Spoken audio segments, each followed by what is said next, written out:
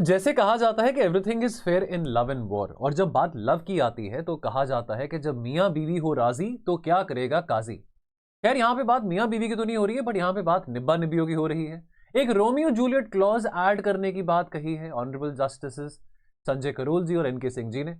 एक बहुत अभी जजमेंट आया है, अभी 24 घंटे पहले उस जजमेंट को लेकर काफी चर्चा हो रही है टीवी चैनल्स पे, सोशल मीडिया पे। तो ये रोमियो जूलियट क्लॉज क्या है, और बात करेंगे कि इस जजमेंट में मोटे तौर पे क्या क्या कहा है सुप्रीम कोर्ट ने, ऑनरेबल सुप्रीम कोर्ट ने। लेकिन 3 इंपॉर्टेंट टेकअवेज जो कि इस जजमेंट से मुझे लगी, जो मेरे विवेक में आपको मैं बताना चाहता हूं।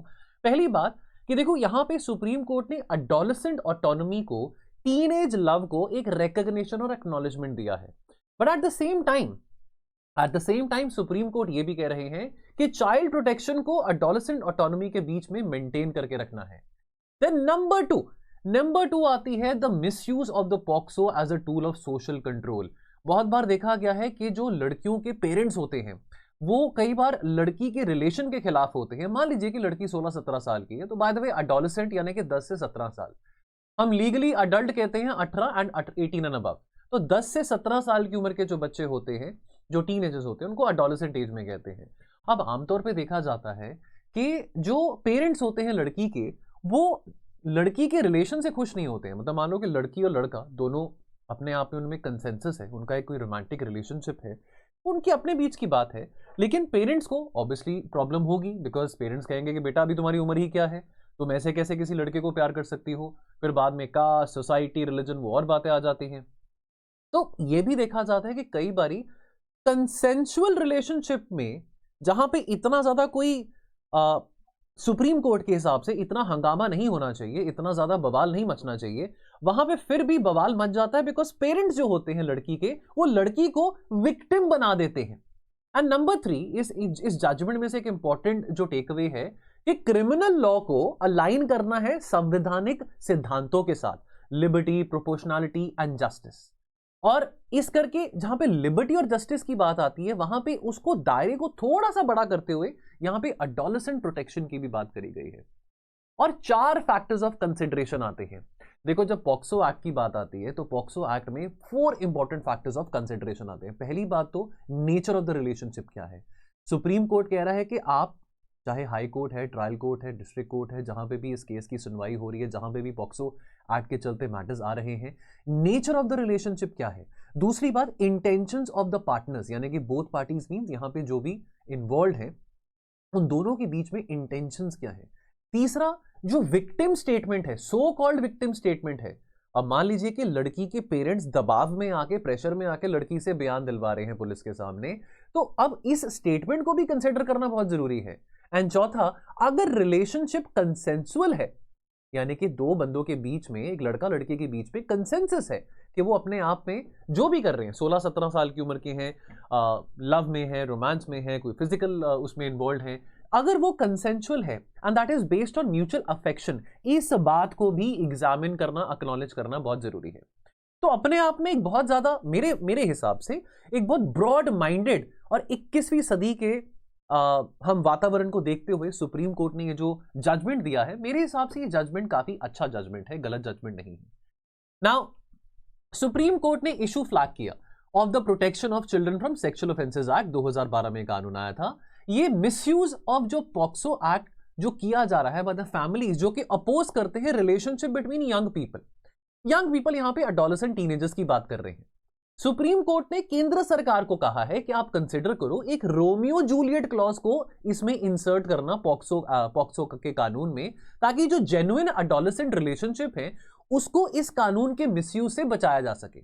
सवाल यहां पे ये आता है दोस्तों कि क्या रोमियो जूलियट क्लॉज जो है, क्या ये सिर्फ इंडिया में प्रपोज करने की बात करी गई कि बाकी देशों में भी है? नहीं सर, ये बाकी देशों में भी है। देखो रोमियो जूलियट क्लॉज क्या होता है? Romeo Juliet clause is basically meant to protect जो कंसेंसुअल रिलेशनशिप है बिटवीन अडोलेसेंट, या तो वो सेम उम्र के हैं या उनमें 1-2 साल का डिफरेंस है। मान लो कि लड़की 16 साल की है, लड़का 19 साल का है, लड़का 15 साल का है, लड़की 16 साल की है, लड़का 14 साल का है, लड़की 15 साल की, कंसेंसुअल रिलेशनशिप्स की बात हो रही है। अब ये रोमियो जूलियट, ये नाम कहां से आता है? जो शेक्सपियर का पॉपुलर प्ले था रोमियो जूलियट, जो कि एक फेमस प्ले था जो दो प्रेमियों के बीच में, दो यंग इटालियन लवर्स के बीच में जो उनके परिवार आ गए थे। तो रोमियो जूलियट क्या है, आई एम श्योर सबको पता है, रोमियो जूलियट के प्ले, उसके किस्से, उसकी कहानियां हम सब ने सुनी है।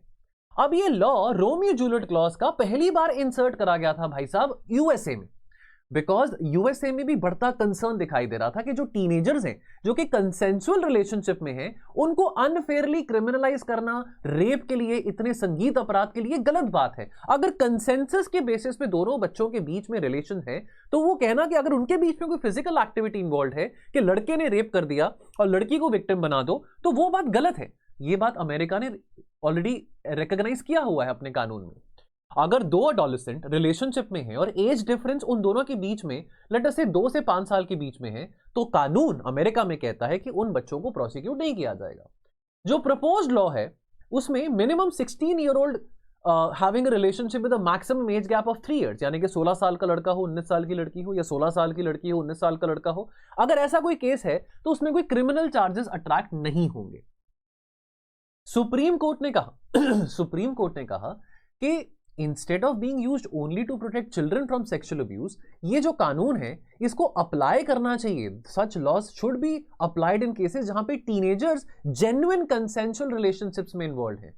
और अक्सर देखा जाता है कि जो फैमिलीज होती हैं, परिवार होते हैं, वो निब्बा निब्बियों के प्यार को, इन दोनों की मोहब्बत को ठुकरार करते हैं।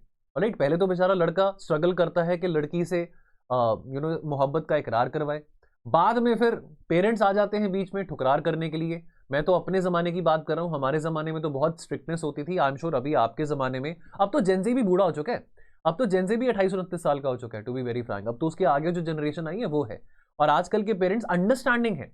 हाँ, लेकिन हर एक जगह पे अंडरस्टैंडिंग नहीं है। अभी भी कुछ एरियाज है जहाँ पे कंजर्वेटिव माइंडसेट है, कास्ट फैक्टर आ जाता है, रिलीजन फैक्टर आ जाता है कि अरे तुम एक हिंदू लड़की हो, तुम मुस्लिम लड़के के साथ शादी नहीं कर सकती हो, तुम एक मुस्लिम लड़के हो, हिंदू के साथ नहीं कर सकती हो, तुम सिख के साथ नहीं कर सकती हो, तुम ब्राह्मण हो तो तुम दलित के साथ नहीं कर सकती हो। ये सब बातें आती हैं, बट वो होता है ना बाली उमरिया, इस कच्ची उम्र में नहीं पता लगता। और ठीक है, प्यार तो प्यार होता है ना। आप प्यार आप किसी का मजहब, किसी की जाति देख के तो नहीं करते हो, ऑलराइट। तो एनी हाउ, आप दो बच्चों के बीच में प्यार है, कंसेंसस है दो बच्चों के बीच में, वो बच्चे कुछ ना कुछ अपने विवेक में कर रहे हैं, अपने विवेक में, अपने विजडम में, अगर उनके बीच में ये समझौता है, अंडरस्टैंडिंग है कि हाँ हम एक दूसरे को प्यार करते हैं, तो ऐसे अब सुप्रीम कोर्ट उनको प्रोटेक्शन देने की बात कर रहा है, एडोलेसेंट प्रोटेक्शन के। ऐसे प्यार में हम क्या कर सकते हैं, पेरेंट्स को भी बीच में नहीं आना चाहिए। नाउ ओल्ड एज कंसेंट की बात है, देखो ओवर 70 ईयर्स सिंस 1940s जो लीगल एज है for the consent of girls India में, हिंदुस्तान में 16 साल की रखी गई है। 2012 में जब सरकार ने पास किया था पॉक्सो का कानून, तब ये जो एज ऑफ कंसेंट है 18 साल की रेस कर दी थी फॉर एवरीवन, लड़का हो या लड़की हो।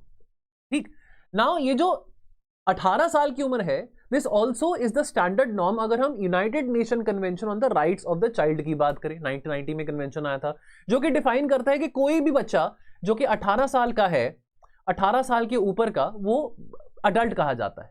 Alright, now any sexual activity with a person under 18 is considered statutory rape regardless of the consent. ये क्रिमिनल लॉ अमेंडमेंट एक्ट 2013 में प्रोविजन इंसर्ट किया गया था।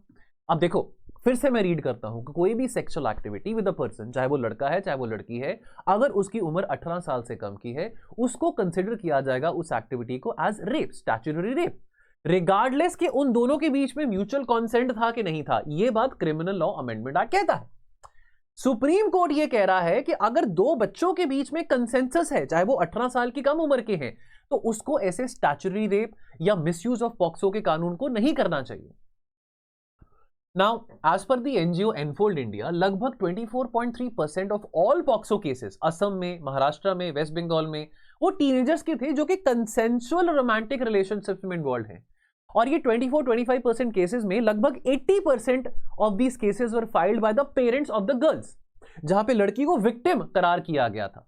तो ऐसी सिचुएशन में बॉय को, लड़के को अक्यूज किया जाता है कि उसने रेप कमिट किया है, इवन इफ अगर लड़का लड़की में कंसेंट है, और गर्ल को ऑटोमेटिकली विक्टिम ट्रीट किया जाता है who cannot legally give consent। यानी कि ये कहा जाता है कि नहीं, लड़की तो विक्टिम है, उसके साथ जोर जबरदस्ती की गई है, उसको मैनिपुलेट किया गया है, वो तो अभी बहुत नादान है, वो भी कॉन्सेंट नहीं दे सकती है। सुप्रीम कोर्ट थोड़ा ब्रॉडली इसके बारे में बात कर रहे हैं कि 21वीं सदी में हम रह रहे हैं, हमको अक्नॉलेज करना बहुत जरूरी है। बात मॉडर्निटी की नहीं है, बात वैल्यूज की भी नहीं आती है। इसमें देखो, अगर एक 16 साल का बच्चा है और एक 16 साल की लड़की है, दो एक दूसरे को प्यार करते हैं, इसमें कौन से हमने अपनी परंपरा या अपनी सभ्यता को वायलेट कर दिया? आज से हजारों साल पहले तो 16-17 साल की उम्र में शादी ही हो जाती थी। तब कोई ऐसा, आप चलो यार, आज के टाइम पे तो लोग 35 की उम्र में भी शादी नहीं कराते हैं, लेकिन पहले तो ऐसे नहीं होता था ना। तो ये कहना कि बच्चा 16 साल का है, लड़की 16 साल की, अपराध हो गया, धर्म भ्रष्ट हो गया, ये बात गलत है। यहां पे धर्म भ्रष्ट वाली बात नहीं आती है। एक हिंदू अगर एक मुस्लिम लड़की को प्यार करता, एक हिंदू लड़का मुस्लिम लड़की को प्यार करता है, या मुस्लिम लड़की हिंदू लड़की, व्हाटएवर इट इज, इसमें कोई धर्म भ्रष्ट वाली कौन सी बात आ गई है? Now, considering the fact that repeated judicial notice has been taken on the misuse of these laws, supreme court ने केंद्र सरकार को और इवन द लॉ सेक्रेटरी को भी फाइल भेजी है कि इमीडिएटली आप स्टेप्स इनिशिएट करें, क्योंकि ये जो स्टेप्स इनिशिएट किए जाएंगे, यहां पे जुडिशरी कुछ नहीं कर सकती है, यहां पे एग्जीक्यूटिव को ही स्टेप्स उठाने पड़ेंगे। और रोमियो जूलियट क्लॉज, क्योंकि अमेरिका में भी है, ऐसा तो नहीं है कि इंडिया पहला देश होगा, अगर रोमियो जूलियट क्लॉज को ऐड किया जाता है पॉक्सो के कानून के चलते, तो जेन्युइन अडोलेसेंट रिलेशनशिप्स को ऐसे हैरेसमेंट या टॉर्चर नहीं फेस करना पड़ेगा, चाहे वो पुलिस के द्वारा है, चाहे वो पेरेंट्स के द्वारा है, या चाहे वो समाज के द्वारा है। अब ये जो रूलिंग आई है अभी कुछ दिन पहले, this has come on an appeal by the Uttar Pradesh government, जिसने चैलेंज किया था मई 29, 2024 के निर्देश of the Allahabad high court को, जहां पे पुलिस को यह कहा गया था, इलाहाबाद हाई कोर्ट ने पुलिस को यह कहा था कि इंश्योर करे कि मेडिकल रिपोर्ट आ रही है जो कि डिटरमिन कर सके कि एज ऑफ द विक्टिम कितनी है। कोई केस था इलाहाबाद हाई कोर्ट में जहां पे हाई कोर्ट ने कहा कि आप मेडिकल टेस्ट के जरिए डिटरमिन करो। देखो, यहां पे एक और आपको मैं बात बताना चाहता हूं कि इस जजमेंट में ना दो बातें कही गई हैं। एक तो एडोलेसेंट रिलेशनशिप की बात करी गई है, कंसेंसस रिलेशनशिप की बात करी गई है, रोमियो जूलियट क्लॉज। दूसरी बात यहां पे जो सुप्रीम कोर्ट करते हैं वो मेडिकल रिपोर्ट वाली बात करते हैं कि एज डिटरमिन करने के लिए, देखो सुप्रीम कोर्ट ये कह रहा है कि एज डिटरमिन करने के लिए आपको मेडिकल टेस्ट जो है वो लास्ट रिजॉर्ट रखना चाहिए। देखो, आप सुप्रीम कोर्ट ये कह रहा है कि देखो कुछ सेक्शंस हैं जो कि पॉक्सो के कानून में आते हैं, जुवेनाइल जस्टिस एक्ट में भी आते हैं, जो कि क्लियर कट हायरार्की एस्टैब्लिश करते हैं कि कैसे आपने किसी बच्चे की एज को डिटरमिन करना है। लेकिन सबसे पहला रिजॉर्ट जो होता है एज डिटरमिन करने का, वो होता है कि आप डॉक्यूमेंट्री मटेरियल देखो, स्कूल सर्टिफिकेट, म्यूनिसिपल सर्टिफिकेट देखो, उसकी 10th की मार्कशीट है, स्कूल के सर्टिफिकेट्स है, आधार कार्ड है, बाकी जो आपका बर्थ सर्टिफिकेट है। तो पहले ये कहा गया है कि आप पहले उन सर्टिफिकेट्स को वैल्यूएट करेंगे, मेडिकल टेस्ट को पहले नहीं करना।